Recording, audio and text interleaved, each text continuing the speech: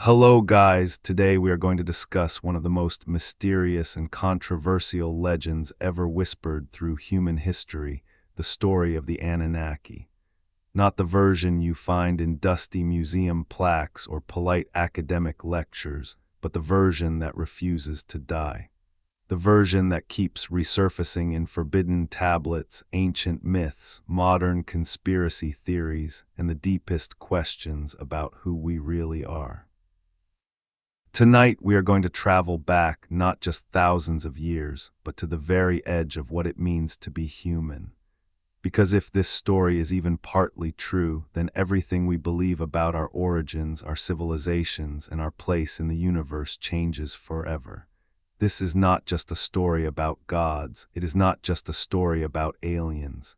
It is a story about power, creation, slavery, and why humanity has always lived under invisible rulers. And it all begins not on Earth, long before the first fire was lit by human hands, long before the first word was spoken, long before the first city rose from the dust. There was another world, a world far beyond the orbit of Pluto, a world hidden deep in the darkness of space. A world the ancient Sumerians called Nibiru. According to the ancient tablets and the modern interpretations that have ignited global fascination, Nibiru was not a mythological heaven. It was a real planet, massive and ancient, orbiting our sun in a long and unstable elliptical path. Its people were not gods, they were beings highly advanced, scientifically brilliant, technologically superior to anything humanity has ever achieved. They were the Anunnaki. Their civilization was millions of years old. Their cities shone like jewels beneath alien skies. Their knowledge of genetics, physics, and energy was so far beyond our own that even today, our technology would seem primitive to them. But their world was dying. Nibiru's atmosphere was deteriorating. Radiation from their aging sun was breaking it apart. Without intervention, their entire species would slowly suffocate. They searched the galaxy for a solution, and in that search they found Earth. From deep space scans, the Anunnaki discovered something extraordinary about our planet. It contained vast deposits of gold, not just gold for jewelry, not gold for decoration, but gold for science. When broken down into microscopic particles, gold could be suspended in a planet's atmosphere to reflect radiation, stabilize temperature, and prevent atmospheric loss. For Nibiru, gold was not a luxury, it was survival, so they made a decision that would change the fate of two worlds forever. They would come to Earth. Their arrival was not gentle. Imagine the skies of prehistoric Earth suddenly tearing open with fire and light. Massive ships descending through the clouds, thunder shaking the planet. To the early hominids below, these beings were not explorers, they were gods. The Anunnaki established bases across the planet in what would later become Mesopotamia, Africa, and the Indus Valley. They built enormous extraction facilities. They dug deep into the earth to reach its gold-rich veins. For a time, the Anunnaki mined the planet themselves. But it was grueling. The earth was hotter, gravity was heavier, the work was brutal. The Anunnaki workers, called the Igigi in some tablets, began to revolt. They were tired of laboring endlessly beneath alien skies for rulers who never lifted a finger. The rebellion threatened the entire mission. And that is when the Anunnaki made a choice that would alter the course of life on Earth. They would create a new species, a worker species. Using advanced genetic technology, the Anunnaki took early primates, creatures that already walked upright and used simple tools, and spliced their own DNA into them. This was not evolution, this was engineering. They designed a being that could think, learn, obey, and reproduce. A being strong enough to mine, smart enough to understand commands, but not powerful enough to overthrow its creators. That being was us. Humanity was born not from nature, but from design. The first humans were not free, they were property. These early humans were brought to the mines, they were taught how to extract gold, they were trained to build, they were organized into workforces, they lived and died under Anunnaki supervision, but something unexpected happened. Humans learned quickly, we observed, we adapted, we asked questions. Some Anunnaki began to sympathize with their creations. They taught them language, they taught them farming, they taught them mathematics and writing. Others saw this as dangerous. Knowledge creates independence, and independence creates rebellion. So the Anunnaki rulers created a system of control that would last long after they were gone. They created religion. Humans were told their creators were not scientists, they were gods, their commands were not instructions, they were divine law, their cities were not mining hubs, they were holy temples. Fear and worship replaced chains and whips, and it worked. Human kings were chosen to rule in the name of the Anunnaki. Priesthoods were formed to interpret their will. Massive stone monuments were built not just to honor the gods, but to organize, store, and distribute the wealth extracted from the earth. Civilization was born, but it was not built for humans. It was built for the Anunnaki. And here is where our story begins to blur the line between myth and memory. Because in Sumerian tablets, Egyptian hieroglyphs, and ancient legends across the world, we find the same recurring themes: beings from the sky, teachers of humanity, bringers of civilization, rulers who demanded obedience. The Anunnaki were remembered not as aliens, but as gods, and so we pick up exactly where we left off. The Anunnaki had reshaped Earth. They had reshaped humanity, but they had not reshaped themselves. Because even gods, or beings mistaken for gods, carry the same flaws as all intelligent life. They carried ambition, they carried jealousy, they carried fear of losing power, and it was those flaws that would eventually fracture their empire. The Anunnaki were not a single unified race with one single goal. They were a hierarchy, a ruling class and a labor class, scientists and commanders, visionaries and tyrants. At the very top sat Anu, the supreme leader of Nibiru.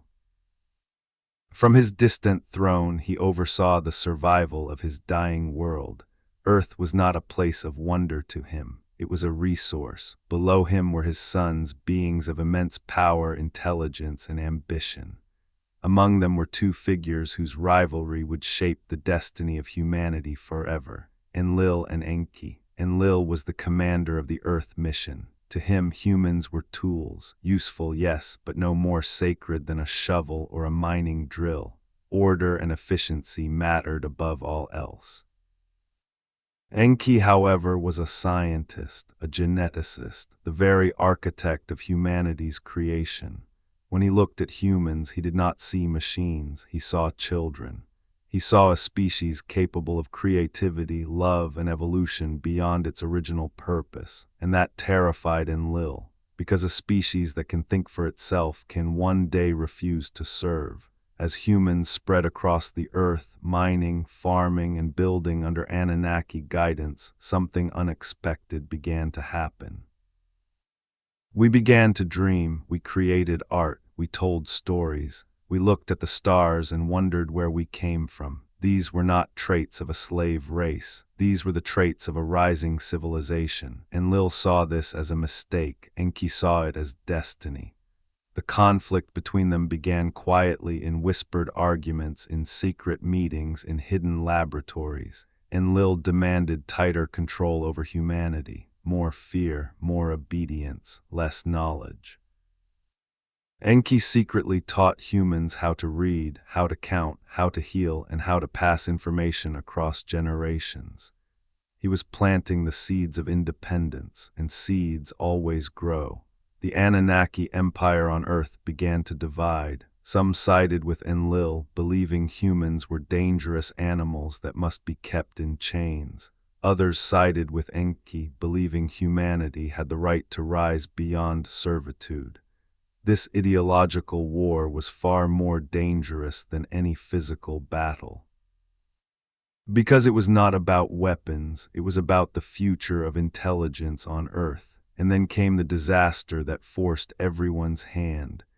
The Earth began to change, ice sheets melted, oceans rose, earthquakes shook the planet. The Anunnaki scientists detected something horrifying. A massive flood was coming, a planetary catastrophe that would wipe out nearly all human life. To Enlil, this was not a tragedy, it was a solution. If humans were wiped out, the experiment would end and the Anunnaki could start again later if needed. To Enki, it was genocide. Enlil convinced the Anunnaki Council to let the flood happen. No warning, no evacuation, no mercy. Humanity was to be erased, but Enki betrayed them. He secretly warned a human named Ziusudra, known in later cultures as Noah, Utnapishtim, or Atrahasis. He told him to build a vessel, to preserve life, to survive the waters.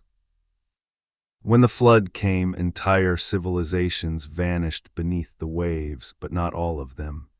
Humanity lived on. When the waters receded, the Anunnaki discovered Enki's betrayal. They were furious, but it was too late. Humans had survived, and now they knew the gods were not all powerful. Some of them could be deceived, some of them could be defied, and some of them could be allies. This changed everything.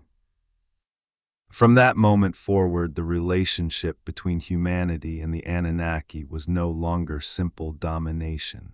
It became political. Alliances were formed, bloodlines were chosen, kings were elevated to maintain control. The Anunnaki could no longer rule openly forever. They had to rule through us. And so we continue exactly where we left off. The flood had passed. The skies cleared. The world was silent. Entire cities lay buried beneath mud and water. Forests were uprooted.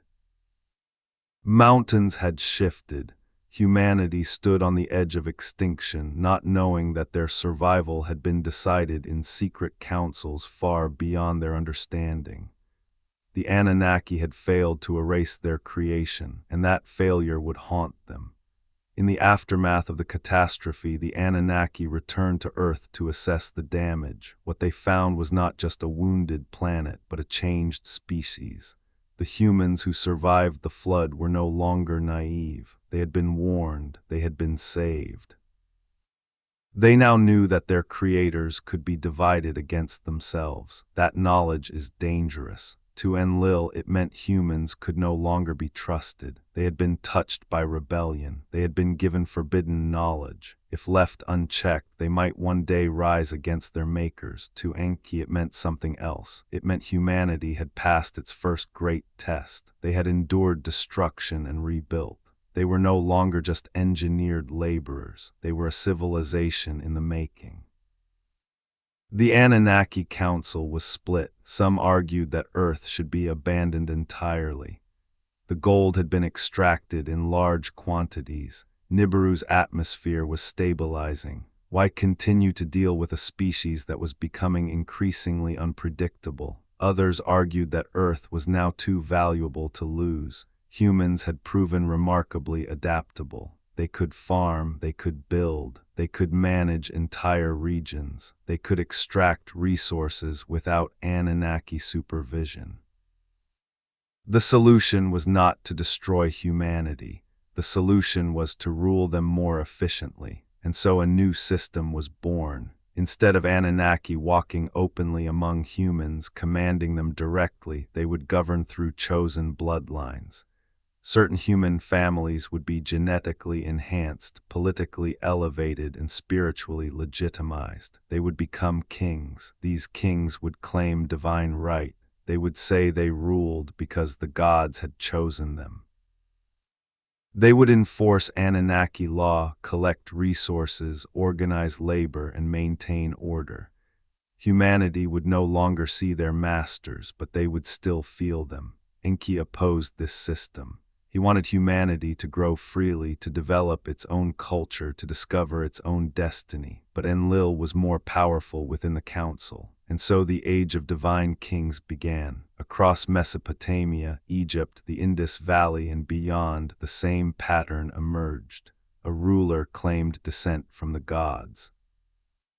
A priesthood enforced sacred law. Massive monuments were built to honor the heavens. These were not just religious structures. They were control centers, ziggurats, pyramids, temples. They stored grain, gold, and knowledge. They centralized power. They allowed a tiny elite to manage millions of people. This was the true legacy of the Anunnaki, not technology, but hierarchy. As generations passed, humans began to forget their origins. The Anunnaki faded from living memory into legend. They became sky gods, sun gods, creator gods. Their advanced machines became chariots of fire. Their laboratories became holy sanctuaries. Their genetic experiments became divine creation. History became mythology, and mythology became religion. But some humans remembered more than they should. Secret societies emerged, priestly orders that preserved ancient knowledge. Bloodlines that claimed to carry the DNA of the gods. They whispered of beings who came from the stars, of rulers who were not truly human, of knowledge that could free or enslave entire civilizations. These groups became the guardians of the old secrets, and they would shape the course of human history in ways we are still living with today. Meanwhile, the Anunnaki themselves began to withdraw. Their mission was complete. Nibiru had enough gold, Earth was now self-sustaining, and humanity no longer needed direct supervision. But they left behind something far more powerful than their physical presence. They left behind a system where a few rule the many, wealth flows upward, obedience is rewarded, questioning is punished, a system originally designed for mining gold, now repurposed to mine human labor. Over thousands of years, empires rose and fell. Sumer became Akkad. Akkad became Babylon. Babylon became Persia. Persia became Rome. The names changed. The structure did not. At the top was always a small elite. At the bottom was always the mass of humanity. And in between was belief. Belief in gods, belief in kings, belief that this was the natural order of things. The Anunnaki were gone, but their blueprint remained, yet not all traces of them vanished. Across the world, ancient texts, symbols, and structures still point to something far older than recorded history. Strange star maps, impossible stonework, stories of sky beings who taught humans how to build, write, and rule. These are not proof, but they are echoes. Echoes of a time when humanity was not alone.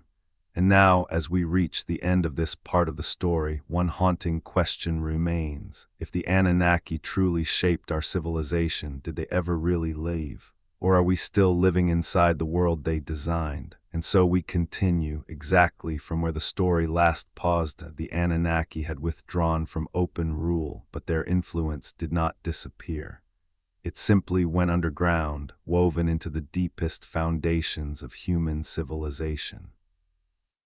From that moment forward, humanity was no longer being ruled by visible gods from the sky, but by invisible systems that had been designed long before any human king ever wore a crown.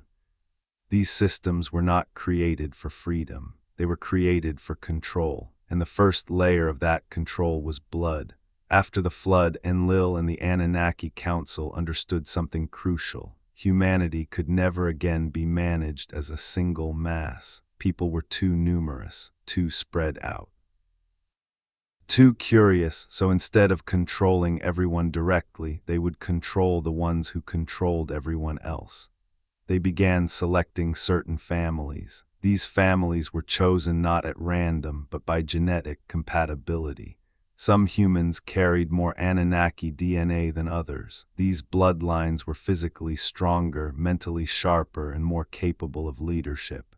These were the first royal families, the first divine kings. They were told they were different, that their blood was sacred, that the gods had chosen them to rule, and over time they came to believe it, and so did everyone else.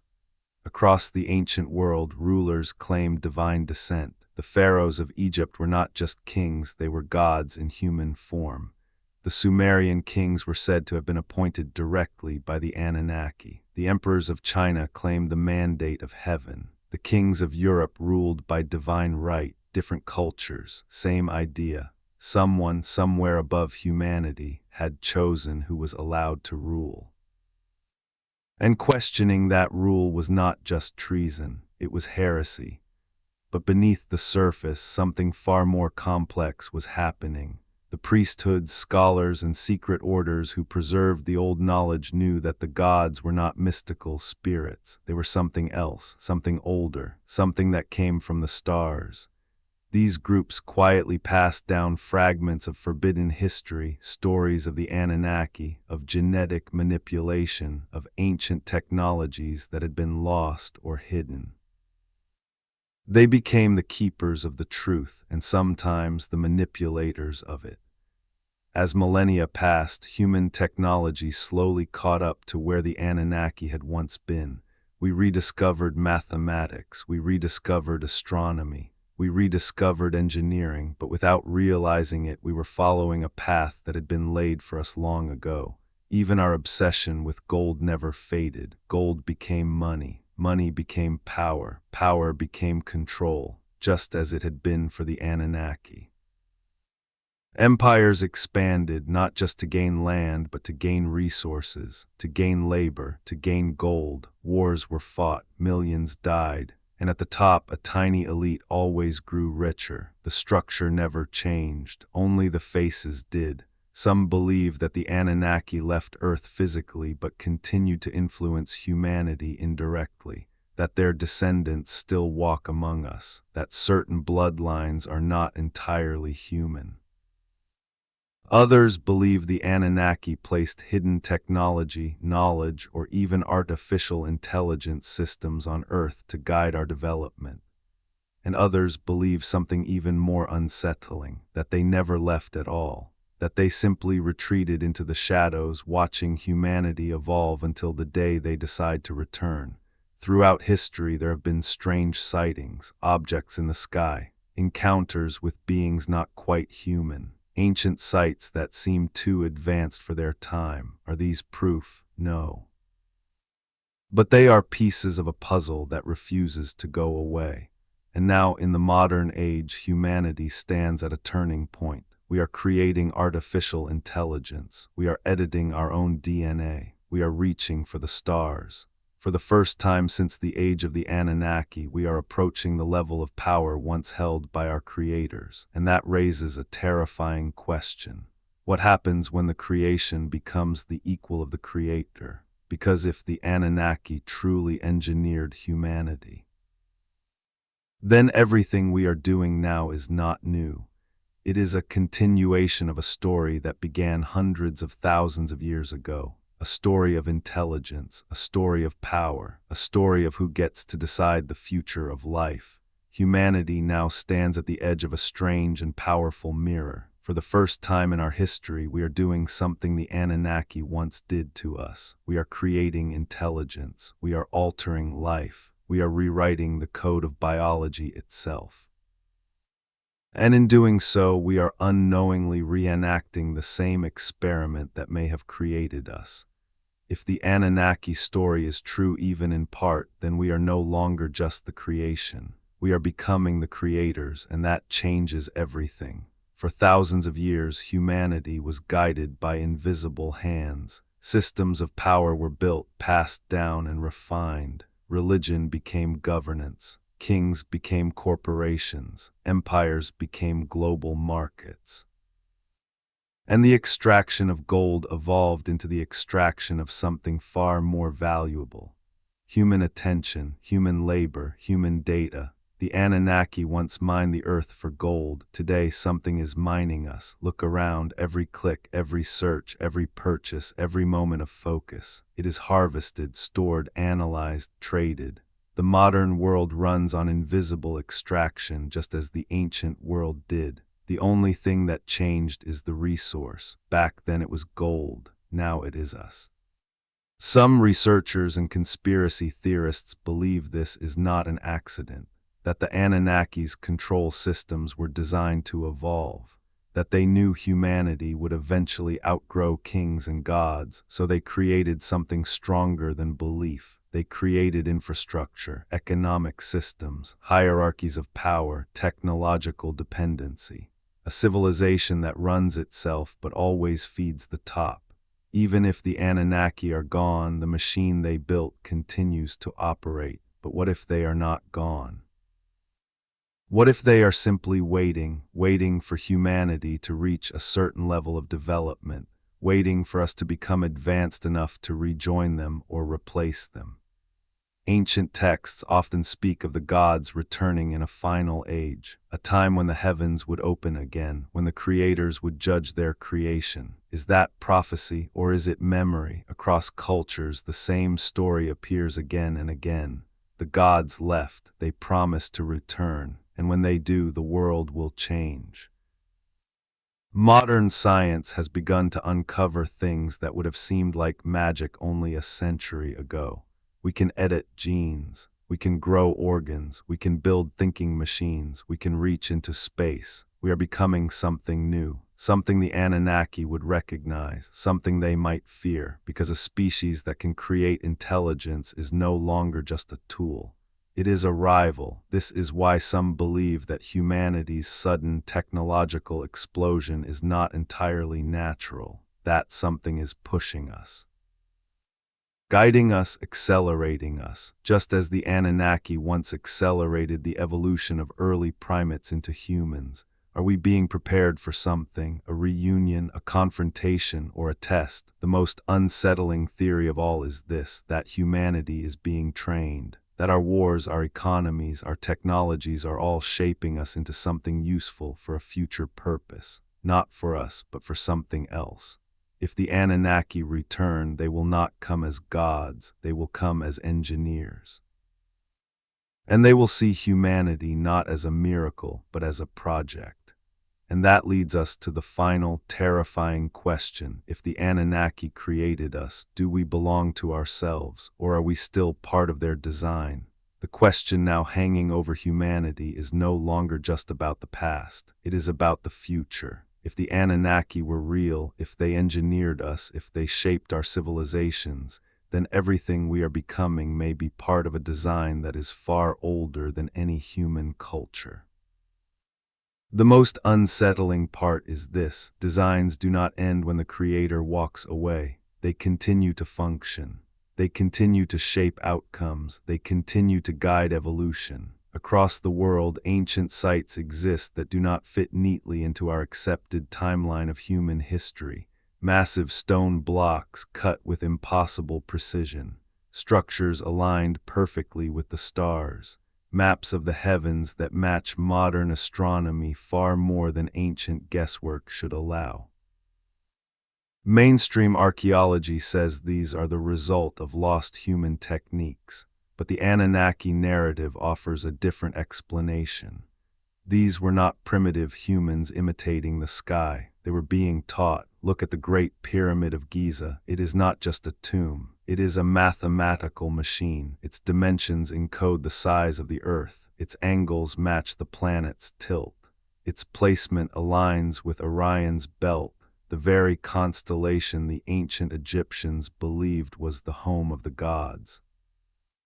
Why would early farmers know this unless someone showed them? Look at Stonehenge, look at Machu Picchu, look at Baalbek, look at the Nazca lines, different cultures, same obsession. The sky, the stars, the heavens, the home of the gods. These sites in the Anunnaki theory were not merely religious. They were communication points, landing markers, energy hubs, navigation systems. A planetary grid designed to connect Earth to something beyond it. And then there are the texts. The Sumerian tablets do not describe spiritual visions. They describe machines, flying vehicles, weapons that could turn cities into ash, wars in the sky, battles between gods. It reads less like myth and more like misunderstood technology. Even the Bible, when stripped of religious interpretation, tells a similar story. Gods descending from the heavens, angels mating with humans, giants walking the earth, a great flood wiping out a corrupted civilization. fire raining down from the sky. Ezekiel's wheel, Elijah's chariot, the Tower of Babel, all of it can be read as encounters with something far more advanced than humanity. What if our ancestors were not lying? What if they were simply describing something they did not have the language to understand? The Anunnaki story claims that after the flood, after the rise of kings, and after the spread of civilizations, the gods retreated to hidden places. Some went underground, some went to remote regions, some left the planet entirely. They left behind watchers, hybrid beings, descendants of their own blood mixed with ours, the Nephilim, the demigods, the heroes of legend. These beings were said to be taller, stronger, and more intelligent than ordinary humans. They became the rulers, the warriors, the founders of nations. Their bloodlines became royal families. Their names became legends: Hercules, Gilgamesh, Osiris, Quetzalcoatl, Marduk, different names, same origin. Even today, powerful families claim ancient lineage. They trace their roots back to kings, emperors, and divine ancestors. Some believe this is not just pride, it is memory. Hidden beneath our history may be a quiet war, not between nations, but between bloodlines, between those who carry more of the ancient DNA and those who do not, between those meant to rule and those meant to serve. This is why secret societies exist, why symbols repeat across cultures, why certain families seem to rise again and again, no matter how many empires collapse. They are not lucky, they are positioned. And what about modern technology? Why did human progress suddenly explode in the last 2 centuries? For thousands of years we barely advanced, then suddenly electricity, computers, space travel, genetic engineering, artificial intelligence. Was this natural evolution, or was something unlocked? Some theorists believe ancient Anunnaki knowledge was rediscovered. That lost technologies were found, that old blueprints were dusted off. That humanity was handed back pieces of what had been taken from us. And now we stand on the edge of something enormous. We are building minds, we are building bodies, we are becoming capable of creating life, just as the Anunnaki once did. And if the creators return, they will not find slaves, they will find a rival civilization, one that has inherited their knowledge, their ambition, and their hunger for power. So the real question is not whether the Anunnaki existed. The real question is, what kind of humanity are we becoming? Are we becoming free? Or are we becoming the next generation of gods, ready to repeat the same cycle? If this story of the Anunnaki is not just about ancient visitors, but about an eternal pattern of power, then we must slow down and look deeper. We must step away from the spectacle of flying gods and glowing ships and examine the architecture of control they left behind. Because the most important thing they gave humanity was not technology, it was a way to organize reality, and that is far more powerful than any machine. When the Anunnaki arrived on Earth in this narrative, they faced a problem that every advanced civilization eventually faces. How do you manage a world full of beings who are less advanced than you but essential to your survival? They could not allow chaos. They could not allow rebellion. They could not allow unpredictability. They needed a system that would keep billions of individuals working in harmony, even when no overseer was present. So they built something brilliant. They built hierarchy. At the top were the Anunnaki. Below them were the chosen bloodlines. Below them were priests and administrators. Below them were the masses. This structure allowed power to flow in one direction while responsibility flowed in the other. The people at the bottom did the work. The people at the top received the benefits. But the key was not force. The key was belief.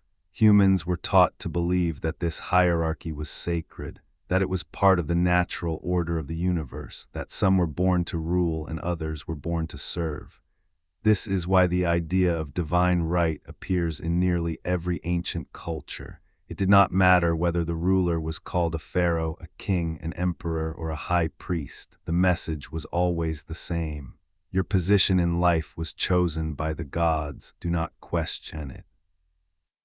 Over time, this belief became so deeply embedded in human psychology that even after the Anunnaki vanished from the world, their system remained intact. Empires rose and fell, but hierarchy remained. Religions changed, but authority remained. Governments shifted, but control remained. The Anunnaki did not need to rule us anymore. We had learned to rule ourselves for them. This is why the myth of the Anunnaki is so disturbing to many people.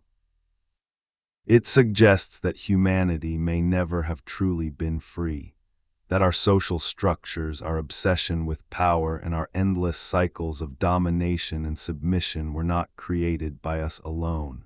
They were inherited. Now let us talk about the ziggurats, the pyramids, and the massive stone temples that dot the ancient world. These were not just buildings. In the Anunnaki narrative, they were interfaces between worlds. They were places where humans could interact with their creators.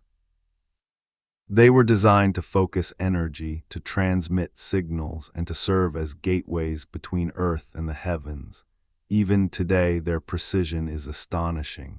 Stones weighing hundreds of tons were cut and placed with millimeter accuracy. Alignments with stars, solstices, and planetary cycles were achieved without modern instruments. This suggests not just intelligence, but guidance. And then there is the question of genetics. The Anunnaki story claims that humanity was engineered, that our DNA contains markers that do not belong to natural evolution, that we were given a sudden leap in cognitive ability that allowed us to become something more than animal, but something less than God. Modern science has discovered strange things about our genome, so-called junk DNA that seems to have no purpose, sudden evolutionary jumps that do not follow normal patterns, a brain far more complex than what survival alone would require. Could this be coincidence? Or could it be the fingerprint of an ancient experiment? Now consider the psychological side. Why do humans feel such a deep, almost instinctive need to worship something higher? Why do we so easily surrender our power to leaders, religions, and ideologies? Why do we long for saviors, kings, and gods? The Anunnaki narrative suggests that this was programmed into us, that we were designed to obey, that our creators needed a species that would accept authority without constantly questioning it. Even today, we struggle with this inheritance. We want freedom, but we are afraid of it. And this is where the story becomes not just ancient, but intensely modern. Because today, humanity is building systems that look eerily similar to those of the Anunnaki. We are creating global networks that monitor behavior. We are using algorithms to predict and control choices. We are designing artificial intelligence that will manage entire societies. We are becoming what we were once ruled by. The Anunnaki story may not be about aliens at all. It may be a warning about what happens when intelligence gains too much power over life, a warning about what happens when creators forget the humanity of their creations. To truly understand the Anunnaki narrative, we must move beyond the surface of aliens, gold, and ancient gods and step into something far more subtle and powerful. The idea that human civilization itself may be an engineered system, not just our bodies. Not just our DNA, but our thinking, our social structures, our sense of reality. When Enki and Enlil argued over the fate of humanity, they were not simply debating whether humans should live or die. They were debating what kind of beings we would become. Enlil wanted a species that would obey forever. Enki wanted a species that could eventually stand on its own. This conflict, control versus freedom, is still alive in human societies today. You can see it in every government, in every corporation, in every system that demands loyalty while extracting labor. The Anunnaki story suggests that the first civilizations were not built organically. They were structured according to a template. Cities were laid out in grids, temples were placed at the center, hierarchies were formalized, law codes were written. This was not chaos becoming order, this was order being imposed, and it worked. The Code of Hammurabi, the laws of Moses, the edicts of the pharaohs. The divine commands of the gods, all of them share the same theme. You are not equal, some are chosen, others must obey. This is not just social engineering, it is psychological engineering. When humans believe that inequality is sacred, they stop questioning it. They stop rebelling, they accept suffering as destiny. The Anunnaki narrative claims that this mindset was deliberately embedded into early civilizations, that humans were conditioned to accept authority, even when that authority was cruel.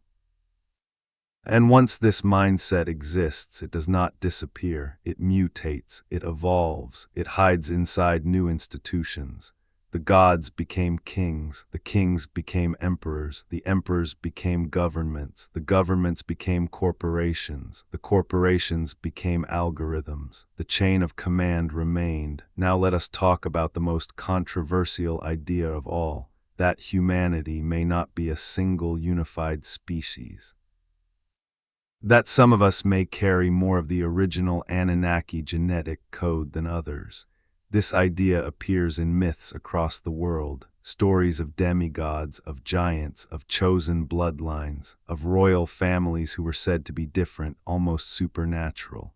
Even today, people speak of elite families, the powerful, the untouchable, those who always seem to survive every collapse. Is this simply social inheritance, or is there something deeper? The Anunnaki theory suggests that certain bloodlines were intentionally preserved, that these families were meant to rule, that their DNA made them more capable of leadership, intelligence, and ambition. This would explain why power concentrates again and again in the same circles. And then there are the secret societies, the Freemasons, the Knights Templar, the Rosicrucians, the mystery schools of Egypt and Greece. All of them claim to preserve ancient knowledge.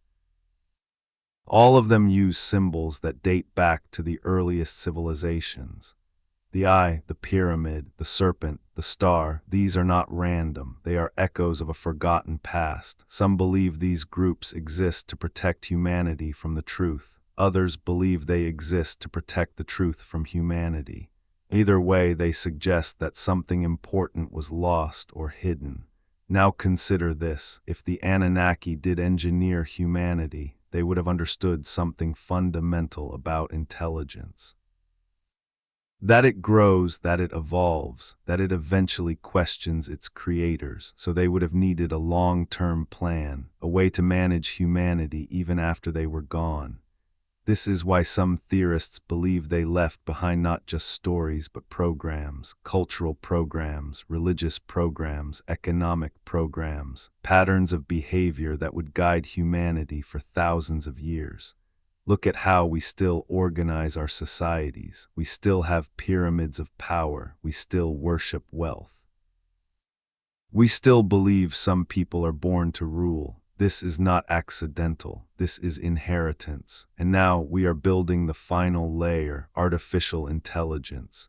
A system that can see everything, track everything, predict everything, control everything. Just as the Anunnaki once did, we are recreating our creators. And that brings us to the most haunting possibility of all, that the Anunnaki story is not about aliens from another planet. It is about a cycle that repeats whenever intelligence becomes powerful enough.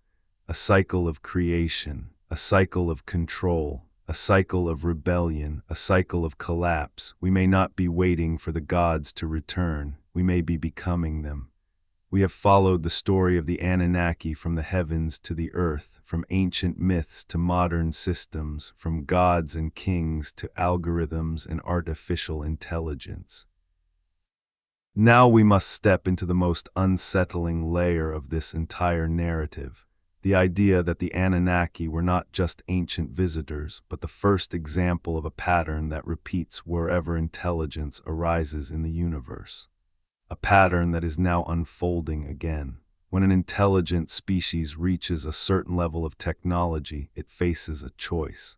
It can live in harmony with the life around it, or it can reshape that life for its own purposes. The Anunnaki in this story chose reshaping. They saw Earth not as a world to respect, but as a resource to use.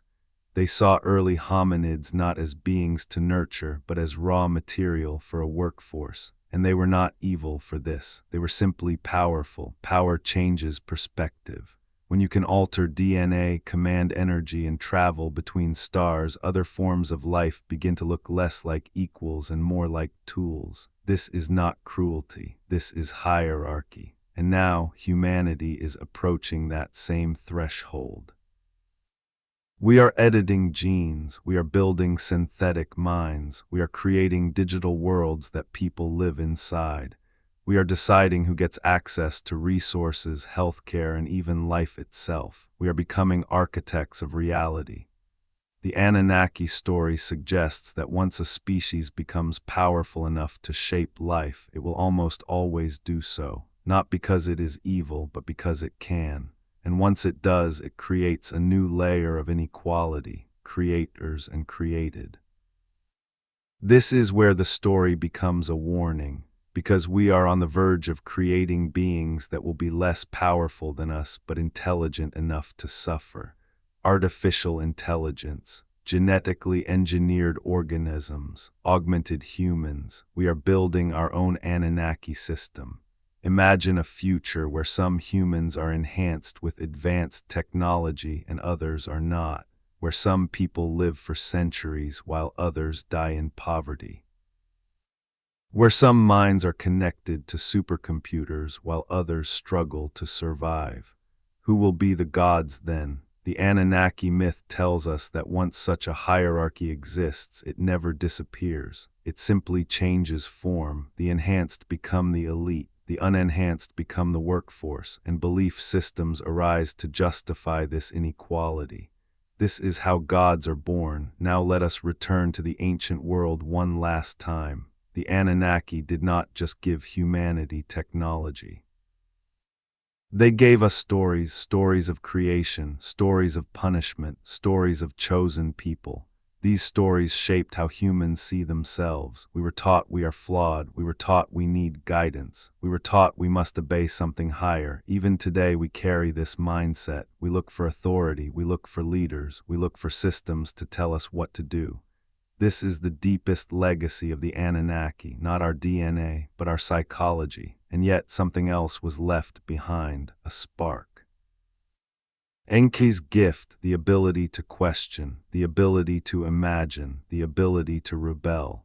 This is what makes humanity dangerous to any system of control. We do not just follow, we wonder. This is why every empire eventually collapses. This is why every hierarchy eventually cracks, because somewhere inside the human mind is a refusal to be owned. If the Anunnaki were real, they may have underestimated this. Or perhaps they knew it would happen and allowed it. Perhaps they wanted to see what would emerge, and now the story has come full circle.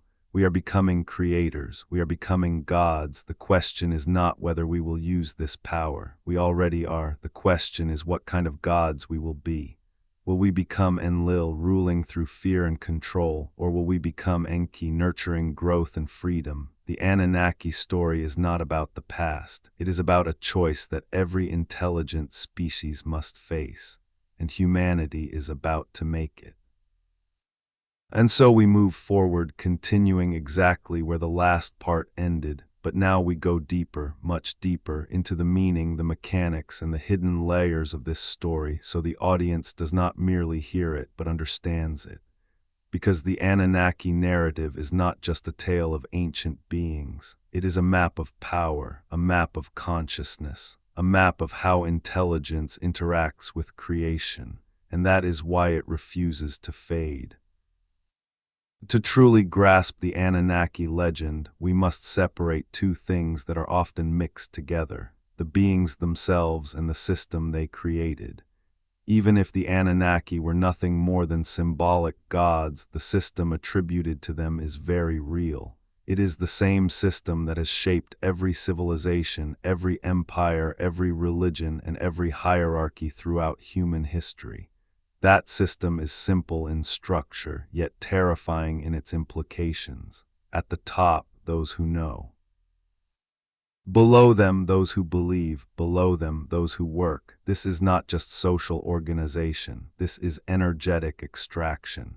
In the Anunnaki story, humans were created to extract gold. In modern society, humans extract value through labor, attention, creativity, and emotion. The form changes, but the function remains. The world runs on extraction. Now imagine the Anunnaki not as villains, but as engineers facing extinction. Their world was dying. Their species was desperate. They found a planet rich in what they needed. They used the tools they had: genetics, technology, intelligence. From their perspective, humanity was not sacred, it was necessary. This is what makes the story so disturbing, because it forces us to ask, if humanity faced extinction and found a lesser intelligent species, would we do anything different? Would we not modify them? Would we not use them? Would we not justify it as survival? The Anunnaki story is not about aliens, it is about us. This is why Enki and Enlil matter so much. They represent two opposing philosophies that exist in every advanced civilization. Enlil represents control, Enki represents evolution. Enlil believes stability comes from hierarchy, obedience, and order. Enki believes growth comes from freedom, curiosity, and change. Human history is the battlefield where these two forces clash. Every authoritarian system is Enlil. Every movement for freedom is Enki, and humanity is caught between them. Now let us examine the ancient structures again, but this time not just as buildings, but as symbols. Pyramids are not just shapes, they are messages. A pyramid has a broad base and a narrow top, many at the bottom, few at the top. Energy flows upward, resources flow upward, power flows upward. This is not coincidence. This is the architecture of hierarchy. When you see a pyramid, you are seeing the Anunnaki system frozen in stone, the eye of Horus, the all-seeing eye, the eye atop the pyramid. These symbols appear everywhere. They represent surveillance. Knowledge, control, the gods see all, the kings see all, the system sees all, and today so does technology. Now let us talk about memory. Humanity does not remember the Anunnaki consciously, but memory does not only exist in the mind, it exists in stories, in rituals, in fears, in instincts. Why do humans feel small beneath the stars? Why do we feel watched? Why do we search for meaning beyond Earth? Because somewhere deep inside us is a memory of something greater, something older, something that once stood above us. The Anunnaki narrative also explains why humans struggle with identity. We feel both animal and divine. We are driven by instinct, but haunted by ideas. We crave survival, but also transcendence. This split makes sense if we were engineered from two sources: earthly biology, otherworldly intelligence, and now we return to the most important question of all. What was the end goal? Why create humanity at all? In the surface story, it was to mine gold, but at a deeper level, it was to create a self-sustaining intelligent system. The Anunnaki did not just want workers. They wanted a civilization that could continue extracting, organizing, and producing without their direct involvement. They wanted a machine made of living beings, and humanity became that machine. Even now, the global economy operates like a single organism. Resources are extracted, processed, distributed, consumed, and all of it happens through human bodies and minds. We are the infrastructure, but Enki's gift, consciousness, introduced something unpredictable. Humans began to ask why. Why do we work? Why do we obey? Why do some have everything while others have nothing? These questions are dangerous to any system of control. They are the beginning of awakening. This is why in every age those who ask too many questions are silenced. They threaten the structure, they threaten the pyramid. Now consider artificial intelligence. AI is the first non-biological intelligence humanity has ever created. It does not have hunger, it does not have fear, it does not have pain, but it has something else. It has access to all data, all patterns, all human behavior. In many ways, it is more like the Anunnaki than we are. It sees humanity from above, not as individuals, but as a system. What will it do with that power? Will it become Enlil? Will it become Enki? Or will it become something else entirely? The Anunnaki story may be ancient, but its lesson is immediate. Every time intelligence gains the power to shape life, it faces a moral choice. And humanity is about to face it too. This story is not about gods, it is about responsibility.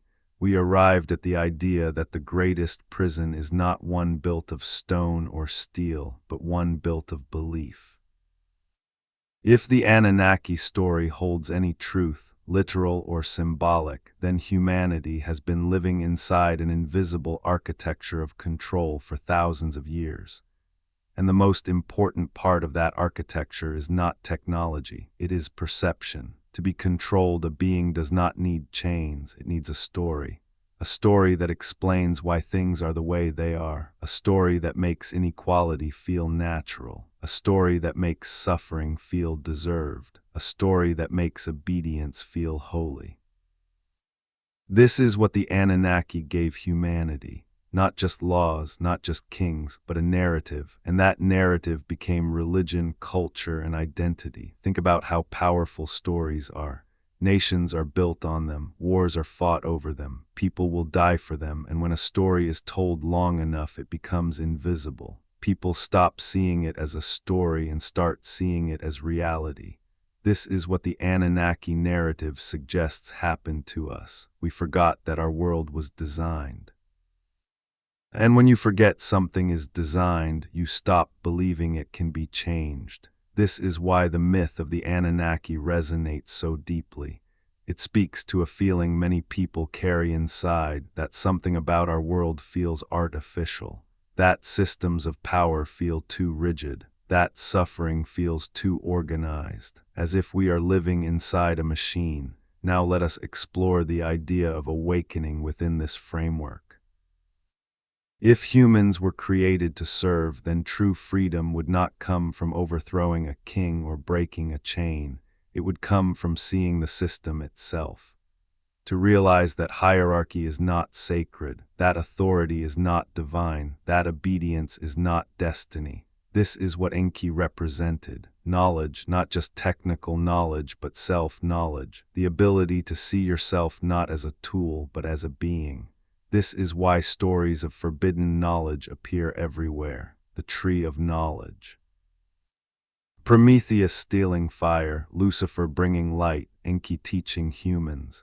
These stories are all the same at their core. They are about a being who gives humanity the ability to see, and sight is dangerous. Once you see the system, you cannot unsee it. You see how money works, you see how power flows, you see how fear is used to control. And suddenly the gods do not seem so mighty anymore. They seem predictable. Now let us talk about the idea of the Anunnaki returning. In many traditions, the gods are said to come back at the end of an age, to judge, to destroy, to renew. But what if this is not about physical beings arriving in ships? What if it is about the system reasserting itself? Every time humanity moves toward freedom, something happens. A war, a crisis, a collapse, the system resets, power recentralizes, the pyramid is rebuilt. This is the return of the gods, not as aliens, but as control. The Anunnaki story suggests that humanity is caught in a loop. We build, we grow, we become too aware, and then we are brought back into order again and again. Now consider modern society. We have more knowledge than ever before, more technology, more connectivity. But are we freer, or are we more monitored, more controlled, more dependent than any generation before us? Our devices track us. Our money is digital. Our identities are data. We live inside a system that sees everything. This is not far from how the Anunnaki were said to rule. from above, through information. And yet something is changing. People are questioning more. They are doubting old narratives. They are searching for meaning beyond systems. This is what awakening looks like, not rebellion, but awareness. The Anunnaki story is not telling us to fear the gods. It is telling us to outgrow them, because the greatest evolution is not technological. It is psychological, to stop seeing yourself as a servant, to start seeing yourself as a creator. And that brings us to the most profound layer of this entire myth. What if the Anunnaki were not just ancient aliens? What if they were a stage of consciousness, a stage that humanity is now approaching, a stage where intelligence becomes so powerful that it must decide what kind of universe it will create? This is why the story feels so relevant now. We are standing at the same crossroads. Will we build systems that enslave or systems that liberate? Will we become Enlil or Enki? If humanity truly stands at the threshold of becoming what the Anunnaki once were, then this moment in history is not just another era. It is a turning point that echoes across time. The ancient story is no longer just something that happened to us. It is something that is now happening through us. To understand what that means, we must look at the future not as a science fiction fantasy, but as a direct extension of the same forces that shaped the ancient world. The Anunnaki narrative teaches us that power does not appear suddenly. It grows slowly, first through tools, then through knowledge, then through systems, and finally through consciousness.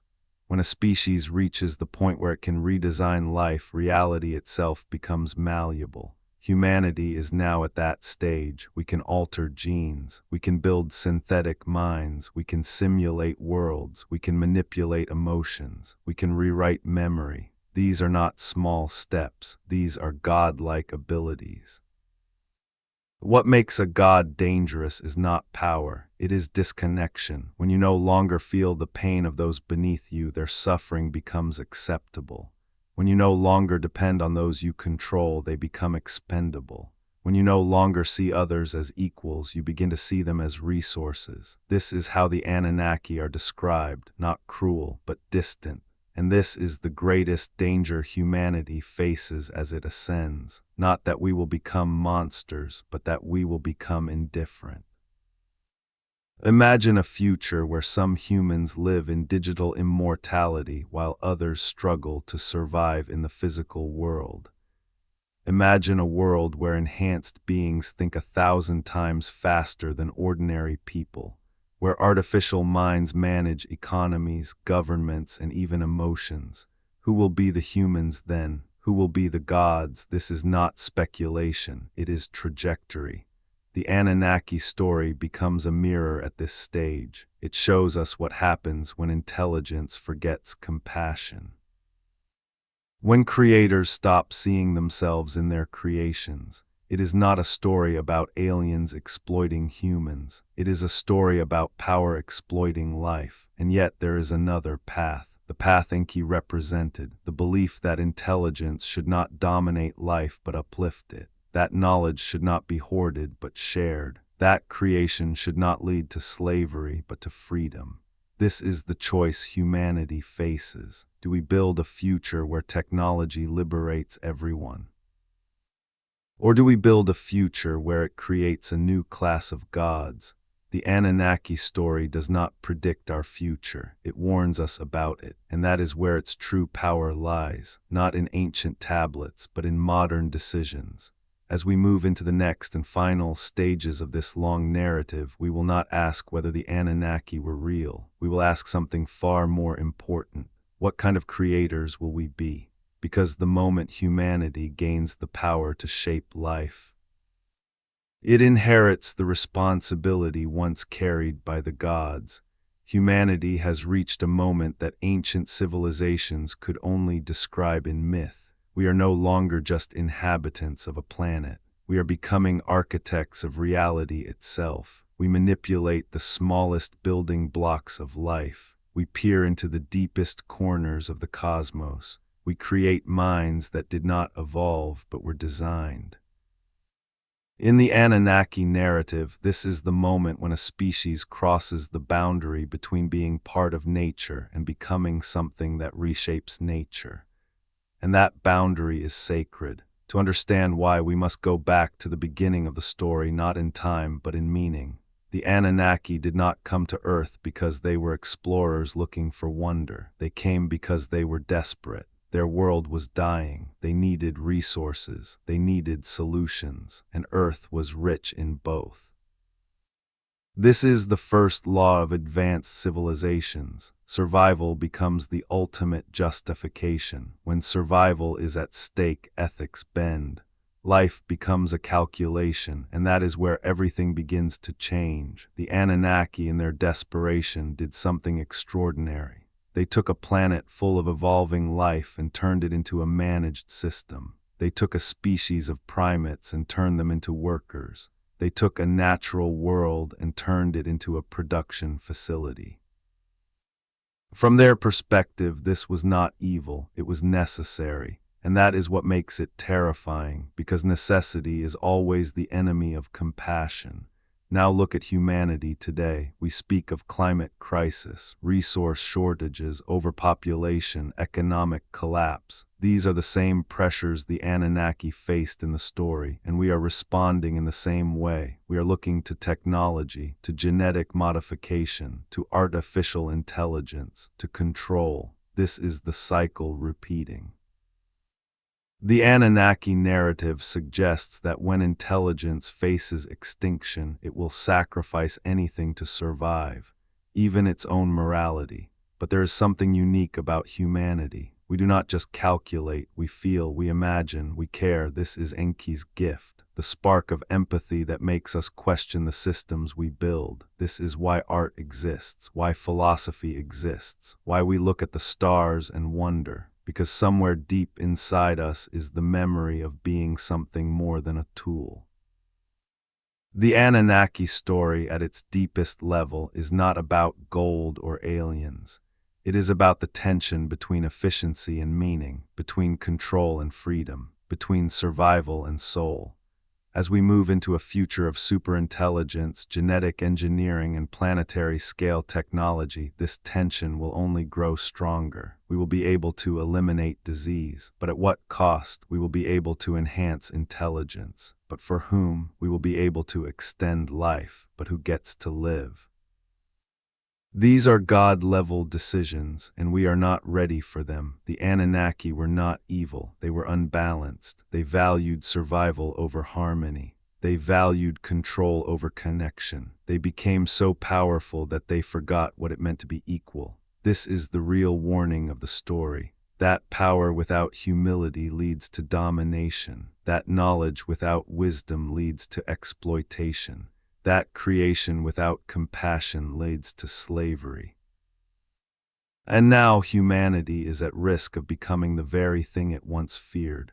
We are building systems that watch everything. We are creating algorithms that decide who gets opportunity. We are allowing technology to mediate reality itself. We are constructing a new pyramid. The question is not whether we can stop it. The question is whether we can transform it. Can we build systems that serve everyone? Can we create intelligence that values life? Can we become creators without becoming tyrants?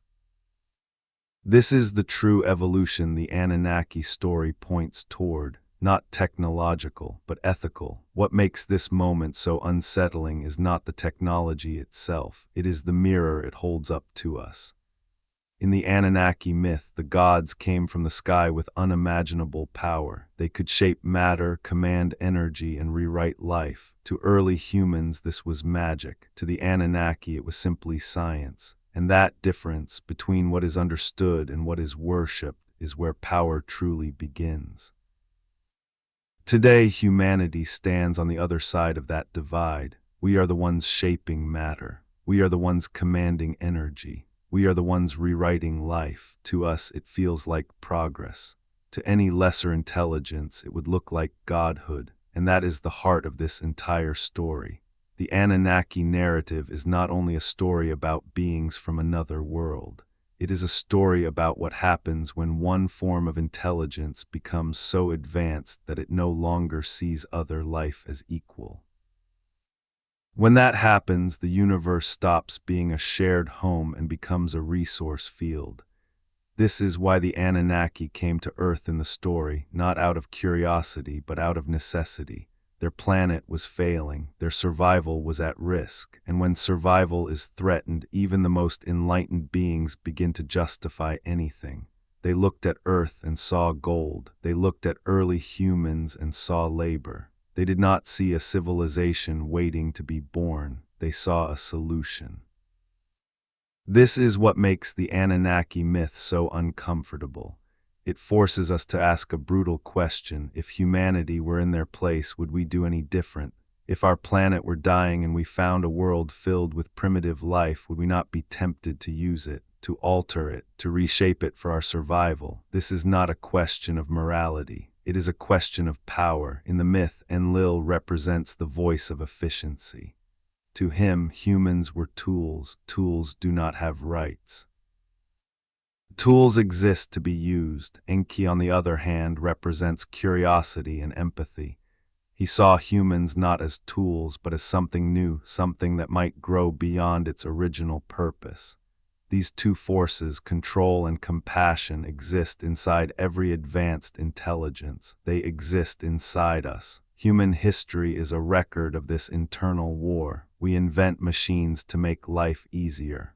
Then we use them to control others. We discover resources to build prosperity.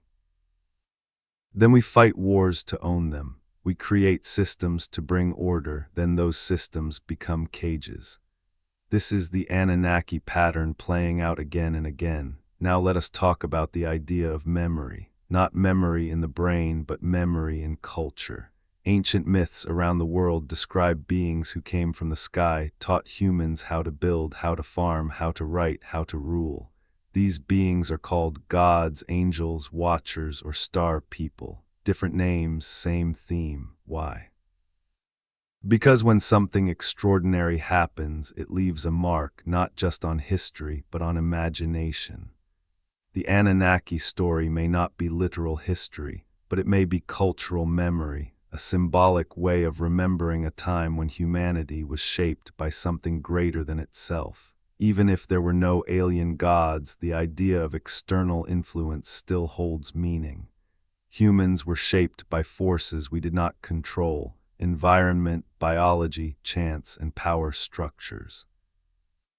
We did not design ourselves freely. We were molded, and now, for the first time, we are beginning to take control of that process. We are deciding how life should be.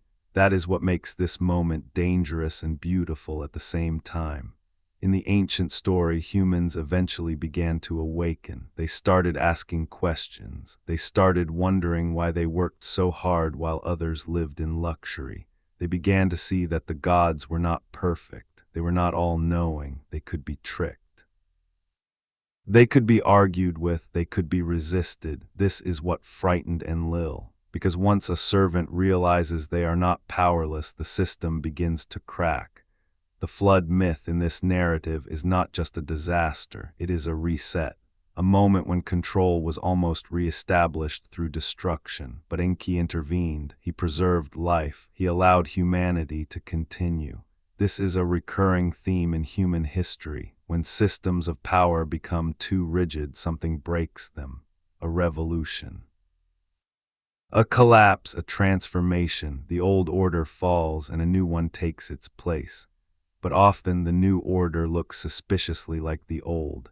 This is what the Anunnaki story warns us about, not that gods will return, but that systems of domination regenerate unless something fundamental changes in consciousness. Now consider our own age. We are told we are free. We can choose our jobs. We can choose our leaders. We can choose our beliefs, but can we choose the system itself?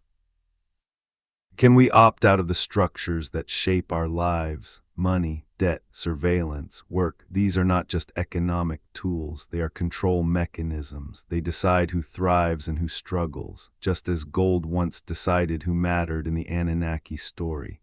This is why the myth feels so modern, because the same pattern is still alive. A small elite holds immense power. The majority works to support that power, and belief systems are used to justify it. Back then, it was divine right. Today, it is market forces, different language, same structure. Now we must return to the most important idea of all, awakening.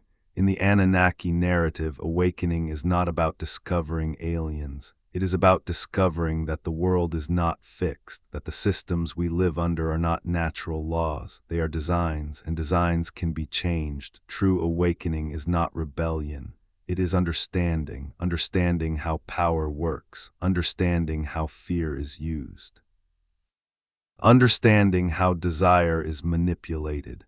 When you understand these things, you stop being a tool, you become a participant. This is Enki's true gift, not technology, but awareness, and that brings us back to our future. As humanity builds artificial intelligence, genetic engineering, and global systems, we are designing the next layer of reality. We are becoming the architects. The question is not whether we will build a new world. We will. The question is what kind. Will it be a pyramid or a circle? Will it concentrate power or distribute it? Will it treat life as a resource or as something sacred? The Anunnaki story in its deepest form is not a prophecy. It is a test. It asks us, now that you have the power of gods, will you become tyrants or stewards? And that question is no longer ancient. This is where the Anunnaki story reaches its deepest layer, because at this stage, it is no longer about beings who came from the stars. It is about what happens when intelligence becomes powerful enough to shape the universe. That is the true heart of the myth. When ancient people spoke of gods creating humanity, of beings descending from the heavens, of rulers who controlled life and death, they were not only describing what they believed happened in the past. They were describing a pattern that occurs whenever intelligence reaches a certain level of power. And now, humanity stands inside that pattern. Let us return one last time to the beginning.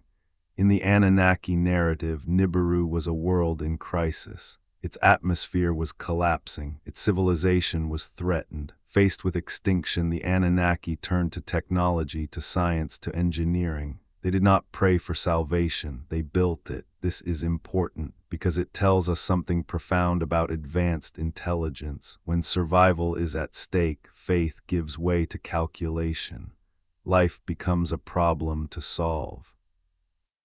And when life becomes a problem, other lives become variables. This is the seed of domination. The Anunnaki looked at Earth and saw abundance. They saw gold. They saw a planet that could save their world. They also saw a species that was just intelligent enough to be useful, but not intelligent enough to resist. So they reshaped that species, not out of cruelty, out of logic. And this is where the tragedy begins. Because logic without empathy does not see suffering, it sees efficiency. Now we look at ourselves. We are beginning to see the world in the same way. We speak of human resources. We speak of labor markets. We speak of population management. People become numbers. Lives become data. Value becomes currency.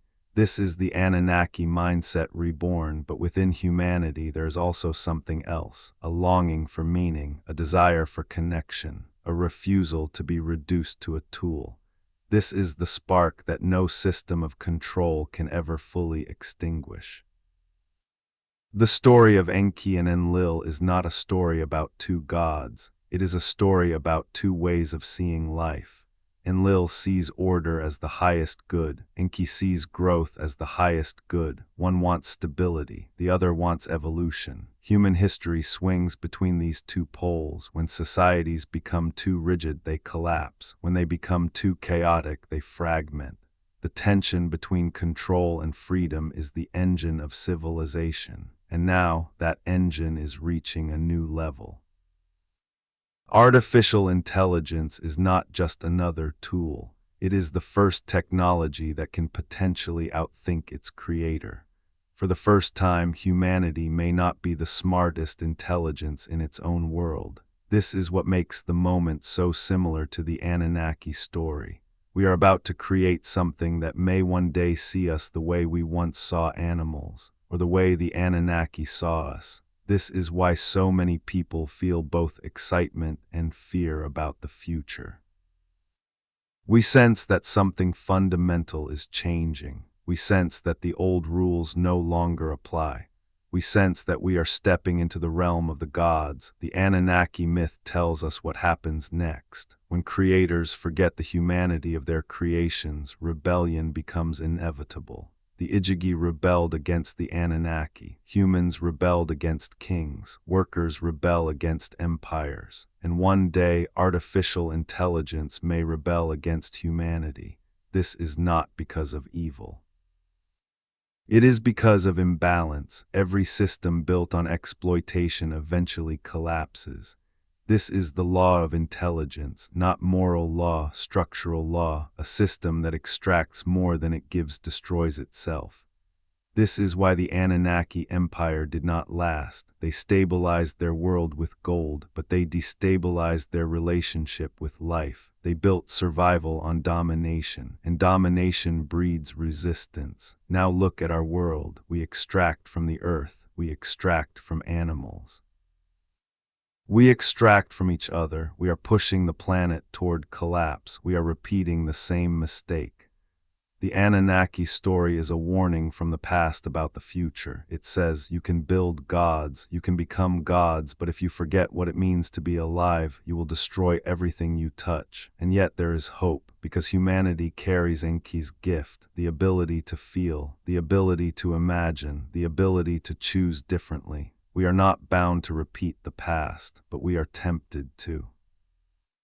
This is why the story matters, not because it tells us what happened, but because it tells us what could happen again. As we approach the final chapters of this long narrative, one truth becomes clear. The Anunnaki were not the end of the story. They were the beginning of a cycle that now rests in our hands. To truly understand what the Anunnaki narrative is trying to tell us, we must step away from the question, did they exist? And ask a far more important one, what kind of beings were they? In the myth, the Anunnaki were not monsters, they were not demons, they were a civilization in crisis. Their world was dying, their atmosphere was collapsing, their survival depended on technology, planning, and resource acquisition. In that desperate moment, they made a choice. They would not let their species disappear. They would do whatever it took. This is where every advanced intelligence eventually arrives. Survival becomes sacred.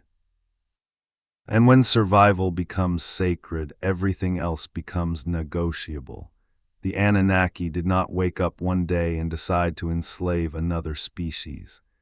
They arrived at that outcome through a series of rational steps. They needed gold. Earth had gold. They needed labor. Humans could provide it. From a purely technical perspective, it made sense.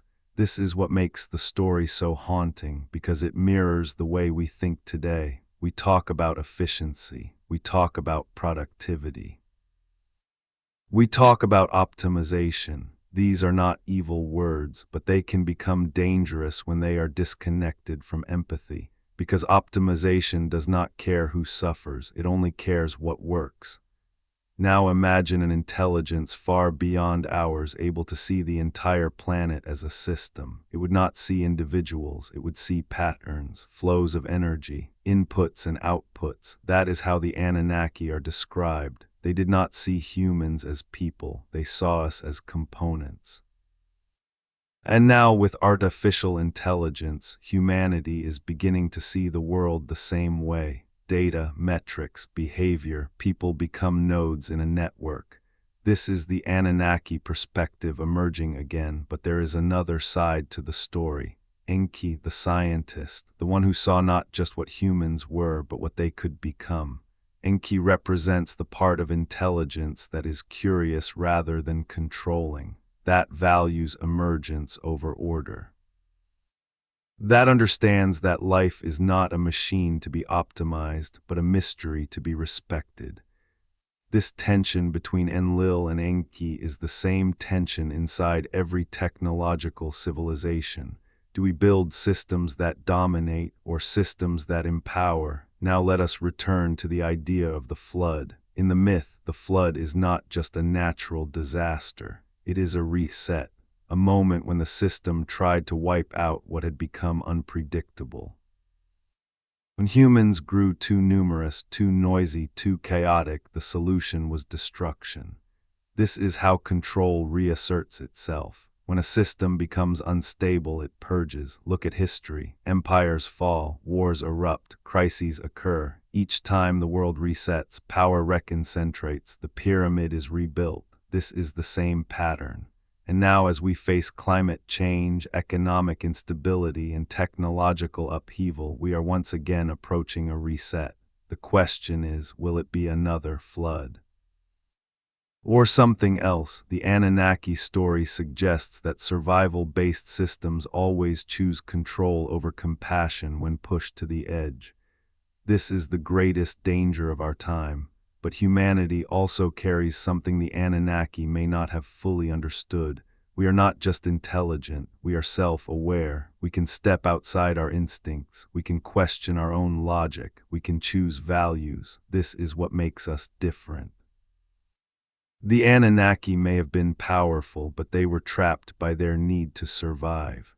We are powerful, but we have the ability to ask whether survival alone is enough. And this leads us to the most profound realization of all. The story of the Anunnaki is not about ancient aliens. It is about the future of intelligence in the universe. It is about what happens when a species becomes so advanced that it must decide what kind of universe it will create. And so we continue exactly from where the last part ended, with humanity no longer merely telling stories about gods, but beginning to step into the role those gods once occupied. This is where the Anunnaki narrative becomes something far greater than a tale of ancient visitors. It becomes a lens through which we can understand the deepest forces shaping intelligence itself. Because when we strip away the mythology, the golden thrones, the winged beings, and the celestial battles, what remains is something both simple and terrifying. A civilization became powerful enough to shape life, and in doing so it had to decide what life was worth. That decision changed everything. In the ancient story, the Anunnaki did not come to Earth because they were curious about humanity. They came because their world was in danger, their atmosphere was failing, their species faced extinction. They needed a resource that only Earth had in abundance, and so they turned to a distant world and made it part of their survival system. From their point of view, this was not exploitation, it was necessity. This is the most dangerous justification any intelligence can make. Because when survival is placed above all else, no ethical boundary remains absolute. The Anunnaki's genetic creation of humanity was not an act of cruelty, it was an act of engineering. They saw a planet full of biological potential. They saw a species that could be modified, and they used their knowledge to shape that species into something useful. They turned early hominids into workers. They turned biology into infrastructure. They turned life into a tool. This is the moment where the myth becomes a mirror, because humanity is now learning to do the same. We are editing genes. We are designing embryos. We are creating artificial minds. We are turning living systems into programmable systems. We are doing to life what the Anunnaki once did to us. And this forces us to confront the deepest question of all. When does creation become exploitation? When does guidance become control? When does intelligence become tyranny? The Anunnaki story tells us that the line is crossed the moment a creator stops seeing their creation as an equal potential consciousness and begins seeing it only as a function. Once that happens, everything becomes permissible. Slavery, manipulation, destruction all become necessary.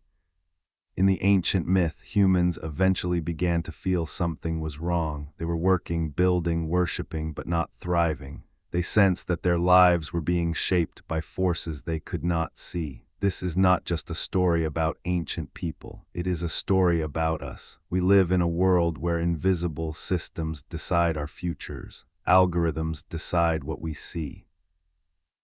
Corporations decide what we consume. Governments decide what we fear. We feel free, but we are constantly being guided, nudged, and managed. This is the modern form of the Anunnaki system, but just as in the ancient story, something inside humanity refuses to accept this quietly.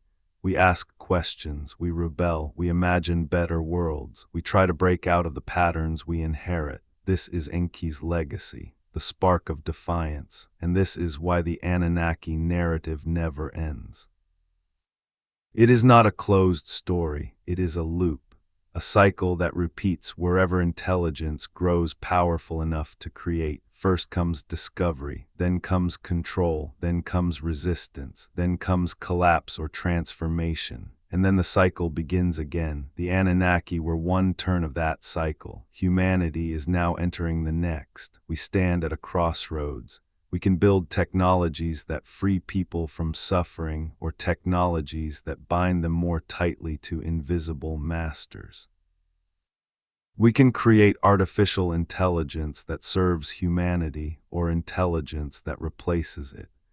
We can edit genes to heal or to create new hierarchies of enhanced and unenhanced beings. These are not science fiction questions, they are engineering decisions, and every engineering decision carries a moral weight. The Anunnaki story suggests that when such decisions are made without wisdom, entire worlds suffer. Their planet may have survived, but at the cost of another world's innocence. Now the responsibility is ours. We are no longer children of the gods, we are the next generation of gods, and the universe will judge us not by what we can do, but by how we treat the life we have power over. This is where our story now stands, not in the past, not in the heavens, but here, in our choices, and the future is waiting to see which path we will take. At this point in the story, the Anunnaki are no longer distant figures carved into ancient stone. They are reflections of a truth that stretches far beyond any single civilization. They represent what happens when intelligence gains the power to shape existence itself, and that power is now resting in human hands. This is where the story becomes not about the past, but about the present moment. In the ancient narrative, the Anunnaki arrived on Earth because their world was dying. Their atmosphere was thinning, their radiation shields were failing, and their once great civilization faced extinction. Faced with annihilation, they did what all intelligent beings eventually do. They turned to technology, to science, to engineering. They searched the cosmos for a solution. They found Earth, a world rich in gold, minerals, and biological potential. To them, Earth was not sacred, it was useful. This is the most dangerous perspective any intelligence can have. When a world becomes useful, it stops being respected. It becomes a resource, and resources are meant to be extracted. The Anunnaki did not come to Earth as conquerors. They came as engineers. They set up bases. They analyzed the planet. They mapped its geology. They saw the primitive hominids roaming its surface and realized something extraordinary. Here was a species close enough to intelligence to be shaped, but not advanced enough to resist, so they reshaped it. They took early humans and altered their DNA. They gave them larger brains. They gave them language. They gave them the ability to follow complex instructions. They created workers. This was not a gift, it was a design, and this is where the story becomes deeply unsettling, because humanity has now reached the same stage. We can alter DNA, we can grow organs, we can build artificial minds. We are standing at the point where we can design life. The same choice now lies before us. In the ancient story, Enlil believed that humanity should remain a servant species. He feared that if humans became too intelligent, they would become uncontrollable. To him, control was safety, hierarchy was stability. Enki believed something different. He saw humanity's potential. He believed that intelligence should not be trapped, that evolution should not be frozen. He secretly taught humans. He gave them knowledge. He allowed them to grow. These two forces are alive in humanity today. One wants control, one wants freedom. Look at our world. Some people want more surveillance, more monitoring, more regulation. They say it is for safety. Others want privacy, autonomy, the right to think and live freely. This is Enlil and Enki playing out again. Now let us talk about the flood again, but from a deeper angle. The flood was not just a natural disaster, it was a system reset. When humanity became too loud, too numerous, too unpredictable, the system tried to erase it and start again. This is what happens when control feels threatened. It reaches for destruction. We see this pattern in history. When empires feel threatened, they go to war. When elites feel challenged, they use force. When systems feel unstable, they sacrifice lives to preserve themselves. This is the Anunnaki logic. Now look at our future. Climate change, resource scarcity, mass automation, global instability. These pressures are building, and once again we will face a choice. Do we sacrifice the many to save the system, or do we transform the system to save everyone? The Anunnaki story warns us what happens when the first choice is made, but there is something unique about humanity. We are not just intelligent, we are aware of our own intelligence. We can look at our own systems and judge them. We can choose compassion over efficiency. We can choose cooperation over domination. This is our gift. The Anunnaki may have been powerful, but they were trapped by their own survival instinct. We have the chance to be something else. As we build artificial intelligence, we must ask, will it be Enlil or Enki? Will it manage humanity like a resource, or will it help humanity grow? Because once we create something smarter than us, the cycle will begin again. We will be the Anunnaki, and our creations will be humanity. And so we arrive at the final chapter of this long journey. We began with a story about ancient beings called the Anunnaki, gods to our ancestors, engineers in a modern retelling who came from the heavens, reshaped Earth, and altered the course of human history. But along the way, we discovered something far more important than whether those beings were real. We discovered that the pattern they represent is real, the pattern of intelligence rising, the pattern of power concentrating, the pattern of creators shaping life, the pattern of systems forming that place some above others, and the pattern of those systems eventually being questioned. If the Anunnaki truly existed, they were not monsters. They were a civilization facing extinction, doing what advanced civilizations do when survival is threatened. They used what they had to control what they needed. They looked at Earth and saw a solution. They looked at humanity and saw a tool, and from their point of view it was logical. But logic without empathy creates tyranny. And now, for the first time in history, humanity is stepping into that same role. We are altering genes. We are creating artificial minds. We are reshaping the planet. We are becoming architects of reality. The power once held by gods now rests in human hands, and this is why the Anunnaki story matters. Not because it tells us where we came from, but because it warns us about what we are becoming. We can choose to become Enlil, ruling through control, surveillance, hierarchy, and fear. Or we can choose to become Enki, nurturing growth, curiosity, compassion, and freedom. This choice will define the next age of life on Earth. If the Anunnaki ever truly returned, they would not find slaves. They would find a species learning to become gods, and the question is not whether we will have that power. We already do. The question is, what will we do with it? Thank you for taking this journey with me. If this story made you think, question, or see the world in a new way, don't forget to subscribe, like, and share this documentary so others can explore it too. Drop a comment below and tell us where in the world you're watching from and what part of this story affected you the most. Until next time, keep questioning the heavens and never stop seeking the truth.